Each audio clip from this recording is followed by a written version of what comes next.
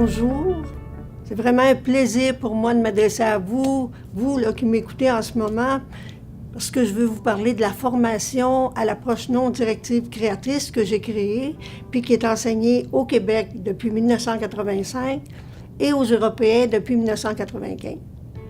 J'ai vraiment à cœur de vous la faire connaître parce que, honnêtement, là, j'ai mis le meilleur de moi-même dans la création de cette approche-là, puis dans la création de la formation à l'approche. T'sais. Dans mon travail auprès des gens, comme thérapeute, comme enseignante, comme formatrice au Centre de relations d'aide de Montréal puis à l'École internationale de formation à l'ONDC, j'ai toujours eu les mêmes objectifs, puis je les ai encore.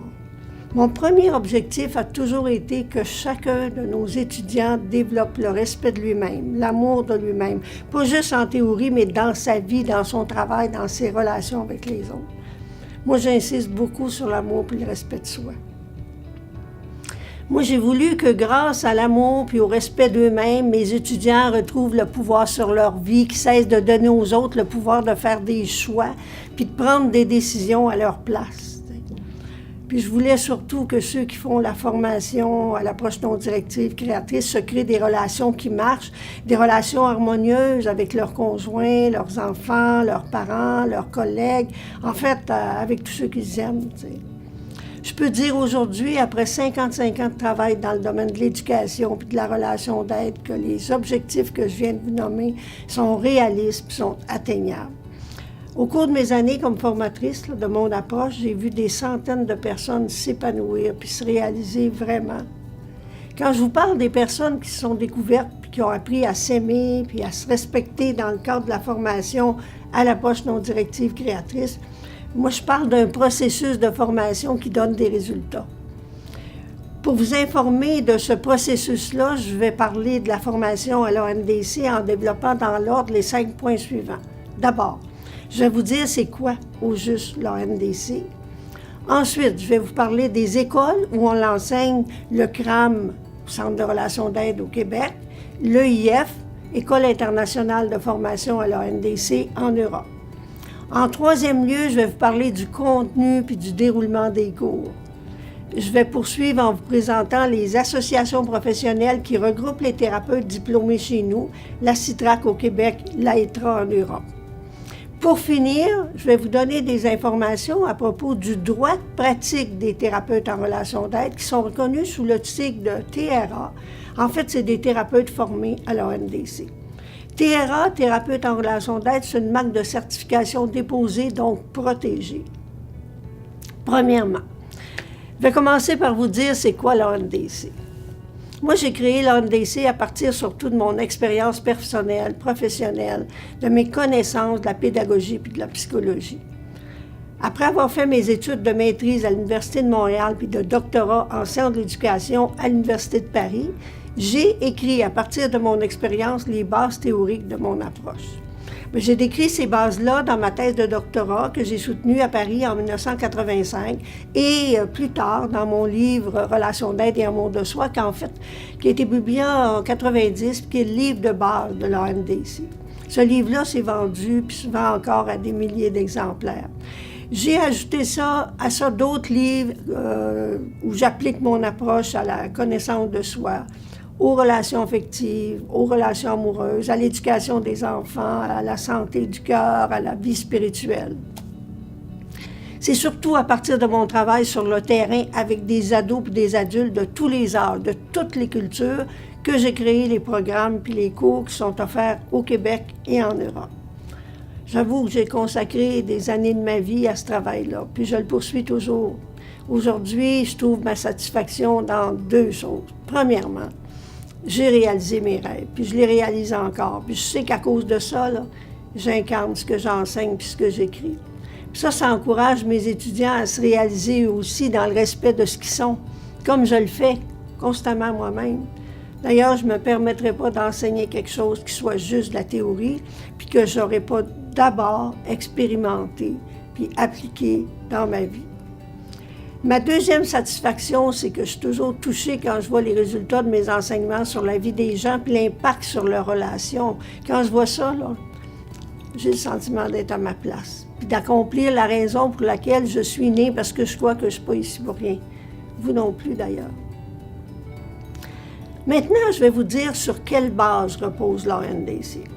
La première, c'est la non-directivité. La non-directivité de mon approche est créatrice parce qu'elle favorise réellement l'exploitation du potentiel créateur, le passage à l'action. On ne fait pas juste apprendre des théories au CRAM puis à l'EIF, on les met en pratique dans les cours. L'ONDC est créatrice aussi parce qu'elle respecte à 100% le monde de l'aider, ses émotions, ses besoins, ses aspirations. On ne déforme rien par l'interprétation. On n'interprète jamais ni l'étudiant ni l'aidé. Ça le met dans la confusion. On l'accueille à 100%. On sait que l'interprétation, ça part pas de l'aidé, ça part du thérapeute. Ça aide jamais l'aidé de l'interpréter. On ne déforme pas l'aidé non plus par nos projections. On n'est pas là pour mêler nos étudiants, mais pour les révéler à eux-mêmes, pour les éclairer. Puis pour arriver à cette non-directivité créatrice, l'aidant doit faire un travail important sur lui-même. Il faut qu'il soit capable de distinguer ce qui lui appartient à lui de ce qui appartient à l'aidé ou à l'étudiant. C'est pour ça que c'est absolument impossible de s'improviser non-directif créateur. Ça demande une formation sérieuse, un sens profond de l'honnêteté, de l'intégrité, de l'éthique professionnelle. Puis ça, j'y tiens beaucoup, beaucoup, beaucoup. Ma conception de la non-directivité est unique. Ça ne veut pas dire que je n'ai pas eu d'influence, comme tous les créateurs dans tous les domaines, domaine des arts, des sciences, de la technologie. En ce qui me concerne, j'ai été influencée en partie par Carl Rogers, en partie par Michel Lobreau, mon directeur de thèse à l'université, et par Georgi Lozanov. L'originalité vient de deux choses. Elle vient de la synthèse de ces trois influences, puis aussi des éléments originaux qu'on retrouve nulle part dans le domaine de la psychologie, seulement dans l'ANDC. Puis c'est ça qui rend l'approche unique. Le fait que la non-directivité enseignée dans nos écoles est créatrice, ça veut dire que celui qui se forme à l'ANDC devient le créateur de sa vie. Ce n'est pas un acteur là, qui subit sa vie au lieu de la vivre. On apprend à nos étudiants à stimuler leur pulsion de vie, à cesser de se laisser entraîner par des pulsions destructrices. Les gens apprennent au CRAM à sortir de leur période normale. On en a tous de découragement, de dépression, de deuil, d'idées noires, de mélancolie, avec dans leurs mains les pépites d'or de leurs ressources intérieures, leurs ressources physiques, intellectuelles, émotionnelles, puis même leurs ressources spirituelles. Puis les étudiants apprennent ça à partir d'exposés théoriques où le formateur parle pas seulement de ses connaissances, mais aussi et surtout de son expérience personnelle et professionnelle. Ils apprennent ça par des exercices pratiques, des mises en situation, des exercices relationnels, des exercices de réflexion, des échanges, enfin plusieurs moyens. L'intérêt de la formation vient du fait qu'elle résulte d'une recherche assez poussée que j'ai faite pendant des années pour respecter la personne qui suit le cours. Tous les cours ont été conçus à partir d'une étude sérieuse que j'ai faite du fonctionnement du cerveau, une étude que j'ai développée dans mon livre « Relations d'aide et amour de soi », puis qui est le livre à lire pour connaître l'ANDC. Ça veut dire que tous les cours respectent dans leur conception, dans la pratique, le fonctionnement du cerveau humain. À partir de cette étude-là, puis de mon expérience auprès des ados à qui j'ai enseigné pendant 20 ans, puis des adultes à qui j'enseigne depuis 1985, j'ai développé ma théorie des types d'intelligence, qui est une théorie qui est unique aussi. J'ai découvert avec mes ados qu'il y a 3 types d'intelligence. L'intelligence rationnelle, l'intelligence pratique et l'intelligence artistique. Malheureusement, l'école, en général, valorise beaucoup l'intelligence rationnelle, ce qui fait qu'il y a des enfants qui ont développé d'autres types d'intelligence et qui se croient à tort pas intelligents. Pour respecter chacun des types d'intelligence, tous les cours du CRAM, tous les cours ont été créés pour que les types d'intelligence soient exploités, que chacun se sente valorisé dans ce qui est. Il n'y a pas de comparaison entre nos étudiants. Notre souci, c'est de faire fleurir les ressources dans le respect de ce qu'ils sont. Que vous ayez l'intelligence d'un pragmatique, d'un rationnel ou d'un esthète, vous allez vous sentir à votre place chez nous. Vous allez être reconnu dans votre type d'intelligence parce que, je le répète, j'ai créé les cours pour tous les types. J'ai aussi conçu le cours pour que chacun découvre et comprenne son monde intérieur, qui démystifie ses émotions, ses besoins, qui réalise qu'il est normal, qu'il est humain. Il y a beaucoup de personnes qui se croient normales parce qu'elles sont émotives ou défensives. Ces personnes-là ont honte d'être sensibles, ne savent pas quoi faire de leurs émotions. Ça les empêche d'être libres de se montrer comme elles sont. Et c'est cette liberté d'être que les étudiants acquièrent dans ma formation. Pour vrai. Cette démarche de formation là, se déroule dans le respect d'un processus de changement et d'évolution qui est aussi spécifique à l'ONDC et qui est décrit dans Relation d'aide et amour de soi. C'est ce qui permet à chaque étudiant de progresser à son rythme dans le respect de ce qu'il est. Puis ça, c'est fondamental, c'est même essentiel pour être un thérapeute compétent puis cohérent.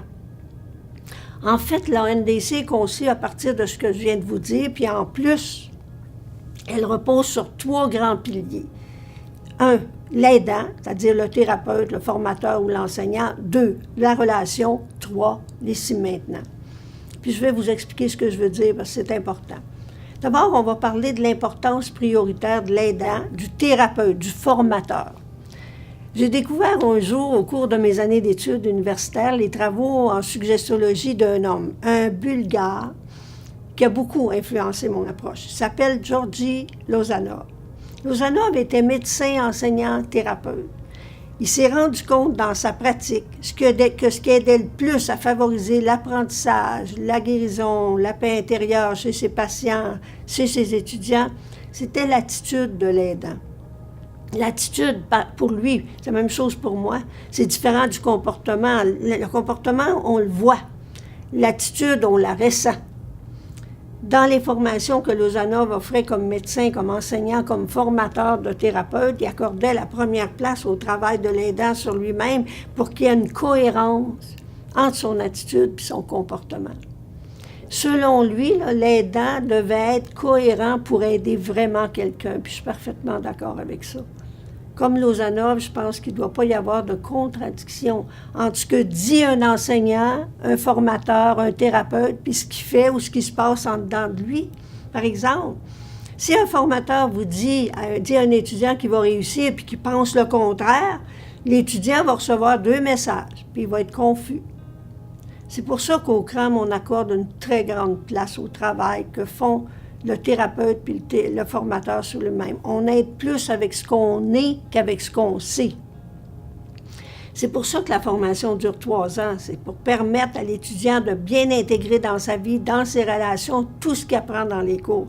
C'est une question d'intégrité. Le grand penseur indien Krishnamurti a écrit dans son livre « De l'éducation » la phrase suivante. « L'éducation commence par celle de l'éducateur. Son enseignement est à l'image de ce qu'il est. » C'est vrai pour tous ceux qui font un travail d'aidant, que ce soit sur le plan comme soignant, comme thérapeute, comme enseignant, comme formateur. Si on veut vraiment faire ce métier-là, on doit faire un travail sur nous-mêmes. C'est toute une responsabilité que celle d'être thérapeute ou formateur de thérapeute. Puis j'étais très consciente de ça quand j'ai créé ma formation. C'est pourquoi j'en tiens compte dans la création des cours qui sont offerts dans nos 2 écoles. C'est pourquoi j'accorde la priorité au travail sur soi dans la formation des formateurs et dans la formation des thérapeutes. Donc, le premier pilier, c'est le thérapeute. Le deuxième, c'est la relation. L'ONDC, c'est une approche essentiellement relationnelle. Pourquoi? Parce que l'être humain est fondamentalement un être relationnel. On a été conçu par la relation entre nos 2 parents. On est né en relation avec notre mère, puis on grandit en relation. En plus, toutes les blessures qui nous ont marquées, puis qui influencent nos relations affectives aujourd'hui, viennent de nos relations passées. Je ne dis pas ça pour blâmer nos éducateurs. On n'est pas parfaits nous-mêmes non plus. Hein? La seule façon de se libérer de ces blessures-là, c'est de vivre l'expérience d'une relation saine basée sur la communication authentique. C'est pas pour rien que j'ai écrit un livre qui a pour titre « La communication authentique ».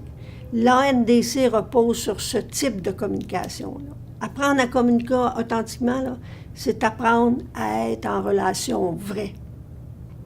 Puis c'est à ce type de relation-là que sont formés les étudiants en formation à l'ONDC. Puis c'est une relation transformatrice de l'intérieur qu'ils créent avec leurs clients, leurs enfants, leurs amis. Le troisième pilier de l'ONDC, c'est l'ici maintenant. La personne qui vient en thérapie, là, c'est pas pour un problème qu'elle a vécu il y a 10 ans, 20 ans, mais pour un problème qu'elle vit dans le présent. Le thérapeute sait très bien comment travailler avec le moment présent. Sait très bien comment intervenir auprès de son client pour qu'il trouve lui-même la solution à son problème.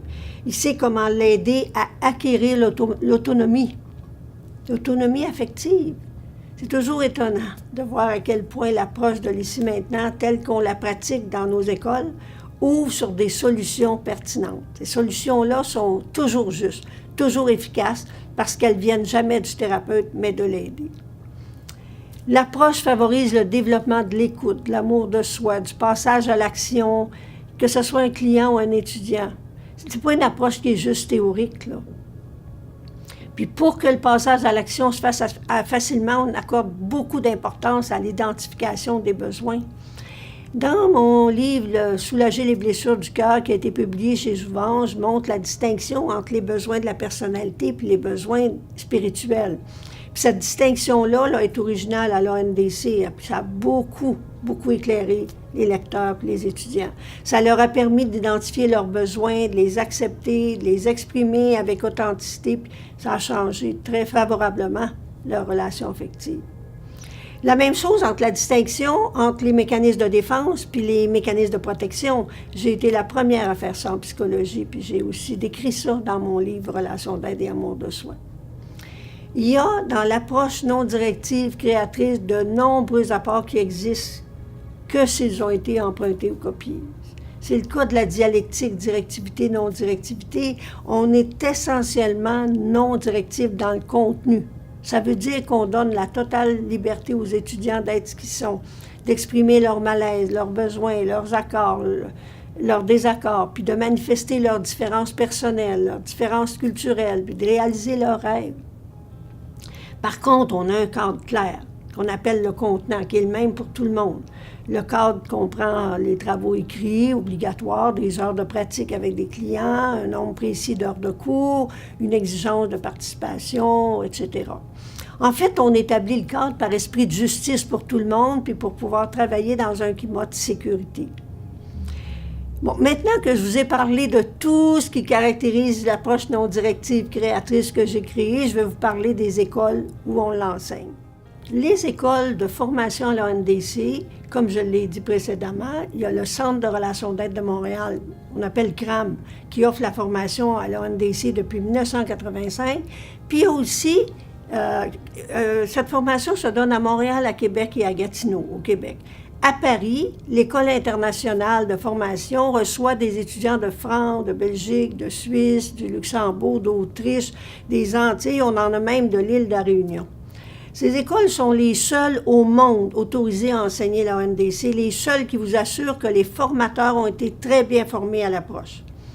Leur formation se prolonge sur une période d'au moins 8 à 10 ans. En plus de leur formation de base de 3 ans, 1250 heures, les personnes intéressées à devenir formatrices là, doivent passer par les étapes suivantes. Premièrement, elles doivent assister un formateur dans ses cours durant 2-3 ans pour répondre par écrit aux travaux mensuels du groupe. Dans cette formation, elles sont supervisées par le formateur et par une autre personne qui les guide dans leurs réponses écrites. En plus de ça, les étudiants en formation de formateurs doivent faire impérativement une formation individuelle de superviseur et une formation de régulateur.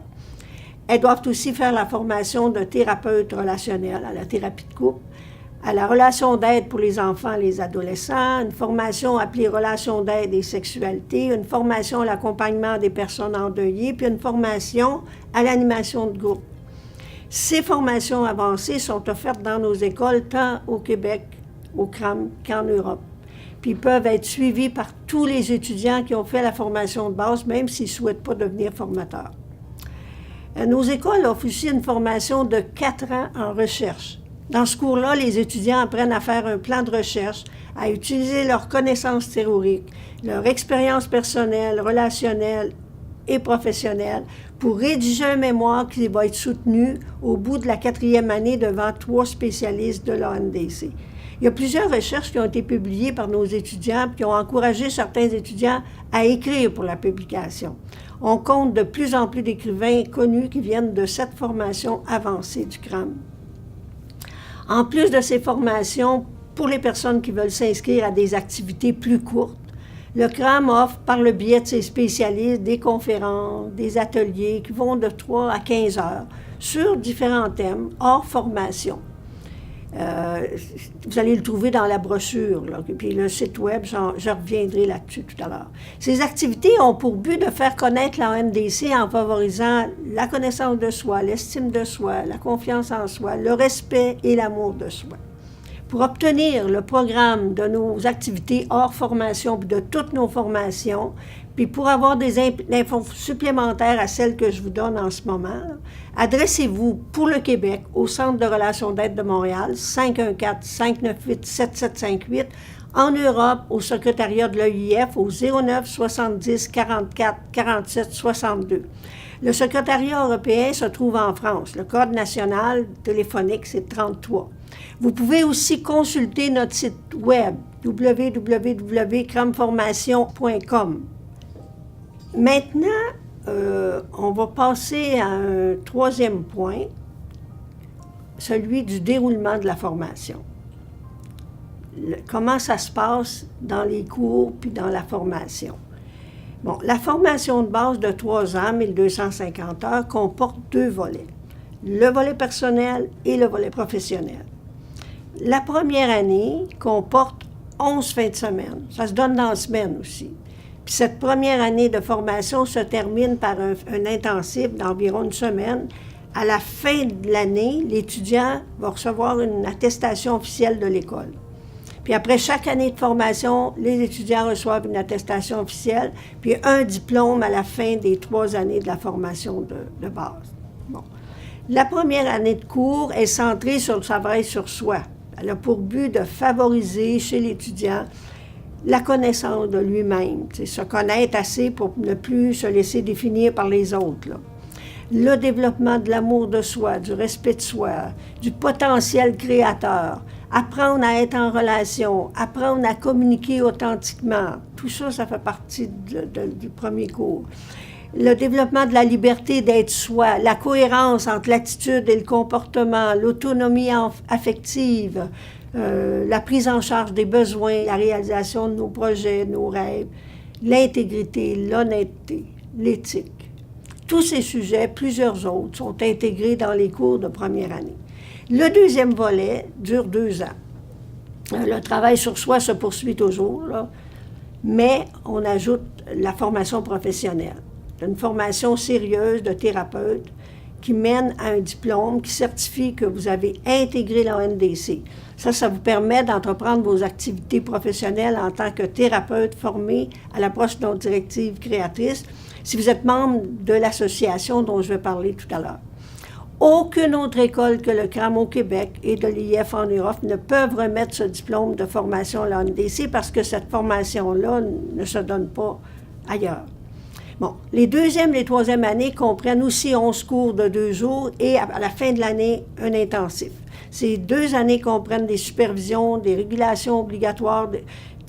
Chaque cours, tant en première, en 2e qu'en 3e, est suivi par un travail écrit qui est remis dans les 10 jours qui suivent le cours. Puis tous les travaux écrits sont lus. Puis les étudiants reçoivent une réponse personnelle à tous leurs travaux. Puis durant chacune des années de formation, étant donné l'importance du thérapeute dans notre approche, là, les étudiants s'engagent à faire personnellement 20 séances de thérapie individuelle avec un thérapeute formé à l'ANDC. Je verrais d'ailleurs très mal une personne qui a fait un service de thérapeute, qui n'a jamais fait elle-même une thérapie personnelle à l'approche non directive créatrice qu'elle pratique. C'est comme si elle offrait des cours de yoga alors qu'elle n'en a jamais fait. Au cours des 2e, 3e années, les étudiants doivent aussi faire des pratiques professionnelles, offrir gratuitement, grâce au service ANDC Aide, 10 séances de thérapie individuelle à 3 clients en 2e, à 4 clients en 3e année. Puis les étudiants sont soutenus et accompagnés au long de ces pratiques par des formateurs compétents. Puis ces formateurs s'assurent que les étudiants respectent bien l'éthique professionnelle qu'on leur a enseignée. Ils s'assurent aussi qu'ils ont bien intégré ce qu'ils ont appris dans leur formation. Entre autres, les étudiants doivent démontrer dans leur pratique qu'ils savent intervenir avec leurs clients de manière à les aider à atteindre leurs objectifs. Ils doivent aussi démontrer qu'ils savent écouter, qu'ils savent exprimer de la compassion, de l'empathie et de l'amour sans tomber dans la familiarité. Qu'ils savent accompagner leurs aidés sans les prendre en charge, sans leur dire quoi faire, qu'ils savent les respecter dans leurs choix, leurs décisions, leurs besoins, qui savent aussi les aider à trouver en eux-mêmes des solutions à leurs problèmes. Les étudiants doivent démontrer qu'ils ont bien intégré l'approche puis les méthodes qu'ils ont apprises au moment des cours, des démonstrations, des supervisions, des régulations. En résumé, la formation est faite de façon à former des thérapeutes compétents et responsables qui assurent la protection du public et la leur. Puis les sujets de la compétence, là, puis du thérapeute, puis de la protection du public, ça relève pas seulement de nos écoles, ça relève aussi des associations professionnelles qui regroupent nos thérapeutes après leur formation de base. Bon. Quelles sont ces associations-là qui regroupent les thérapeutes formés à l'ONDC? Au Québec, l'association se nomme la CITRAC, Corporation internationale des thérapeutes en relation d'aide du Canada. Seuls les thérapeutes diplômés qui sont membres en règle de la CITRAC peuvent utiliser le titre de TRA, thérapeute en relation d'aide, et exercer en privé avec l'ONDC. Pourquoi? Parce que l'association veille à ce que tous les membres soient en formation continue, qu'ils fassent un travail sur eux-mêmes, qu'ils soient supervisés pour garder un droit de pratique. Cette exigence-là a pour but de protéger le public qui a choisi un TRA comme thérapeute, protéger les thérapeutes eux-mêmes, puis maintenir la réputation des thérapeutes formés à la relation d'aide par l'ONDC, autant au Québec qu'en Europe. La corporation s'est dotée d'un code d'éthique, d'un code de déontologie, c'est aussi pour protéger le public et le thérapeute. D'autre part, les thérapeutes qui en font partie peuvent bénéficier d'activités de mise à niveau, d'autres avantages, dont celui d'utiliser le titre de TRA. Ils profitent aussi au Québec d'une assurance professionnelle. C'est un avantage parce qu'au Québec, le titre de TRA jouit d'une excellente réputation dans les milieux de la relation d'aide, puis en Europe, ça commence à être pas mal fort aussi. En Europe, l'association s'appelle EITRA, Association européenne de thérapeutes en relation d'aide formée à l'ONDC. L'association a fait à peu près les mêmes avantages qu'au Québec, puis elle offre à ses membres de la même façon la protection du public et du thérapeute, le maintien de la qualité, de la compétence, de l'intégrité. En Europe, pour porter le titre de TRA, il faut aussi faire partie de l'EITRA. Les personnes qui font partie du conseil d'administration de ces deux associations font un travail extraordinaire, contribue à faire connaître, promouvoir la qualité du travail professionnel des thérapeutes qui sont membres tant au Québec qu'en Europe. Maintenant, pour finir, je vais vous parler du dernier point, le champ de pratique des thérapeutes en relation d'aide. Au Québec, un projet de loi qui a été déposé en 2012 encadre la pratique de la psychothérapie. En collaboration avec l'Ordre des psychologues du Québec, notre champ d'action a été clairement établi dans le respect du projet de loi 21. On est fiers d'y avoir participé pour bien délimiter notre champ de pratique de la relation d'aide professionnelle, puis le distinguer de celui de la psychothérapie. On s'est rendu compte au cours de cette démarche avec l'OPQ qu'on faisait déjà cette distinction dans notre enseignement et dans notre pratique, à quelques exceptions près, parce que l'ONDC a toujours été une approche de l'ici maintenant. C'est pour ça que notre enseignement est exactement le même au Québec qu'en Europe, même si là-bas, ça s'applique pas le projet de loi 21. Mais l'avantage, c'est que les étudiants, des fois des étudiants européens, vont faire la première année en Europe, vont venir faire la deuxième au Québec, retourner faire la troisième en Europe, et vice-versa. Et ça, c'est un gros avantage pour la formation. Autant au Québec qu'en Europe, les finissants de nos écoles qui ont obtenu leur diplôme peuvent pratiquer la thérapie dans un bureau privé s'ils sont membres de la CITRAC ou de l'EITRA. Le diplôme puis leur membership leur permet de s'installer comme travailleurs autonomes, d'offrir des conférences. S'ils ont fait des formations avancées, d'offrir, selon les diplômes obtenus de thérapie de couple, thérapie auprès des enfants, des ados, etc. Ils peuvent pratiquer. Ils peuvent aussi animer des groupes, faire de la thérapie auprès des personnes endeuillées. Nos TRA sont aussi très appréciés dans certains centres de femmes et d'hommes en difficulté, dans des cliniques alternatives, holistiques, dans les centres de toxicomanie. Certaines écoles privées requièrent les services des TRA parce qu'on est reconnu pour notre compétence au niveau des problèmes relationnels, notre capacité à susciter l'estime de soi, la confiance en soi, apprendre aux jeunes, comme aux moins jeunes, à communiquer authentiquement, à découvrir puis à exploiter leur type d'intelligence, à faire fructifier leurs ressources, à être créateurs de leur vie. Il y a certains thérapeutes formés à la ONDC qui sont très appréciés dans les entreprises, surtout pour favoriser une relation saine entre les employés ou entre les employés et les employeurs. Il y a des chefs d'entreprise qui ont réalisé qu'une meilleure relation entre les membres de leur personnel, c'est un facteur assuré de productivité et de rentabilité. C'est pourquoi ils requièrent l'intervention d'un spécialiste de la relation formé à la ONDC. On trouve aussi dans notre formation des personnes qui veulent améliorer leur relation professionnelle, d'autres qui se préparent à un changement de carrière, d'autres qui se préparent à l'après-retraite. Qui fait qu'au CRAM et à l'EIF, il y a des personnes de tous les âges, entre 18 et 75 ans ou plus. Moi, j'aurai 65 ans, puis je suis toujours active. C'est un des éléments qui contribue à faire la richesse des interactions dans les cours. Il n'y a pas d'âge pour se réaliser puis réaliser nos rêves. Je suis bien placée pour vous le dire. Un très grand nombre de personnes qui font la formation juste pour eux-mêmes, c'est-à-dire sans nécessairement avoir un objectif professionnel.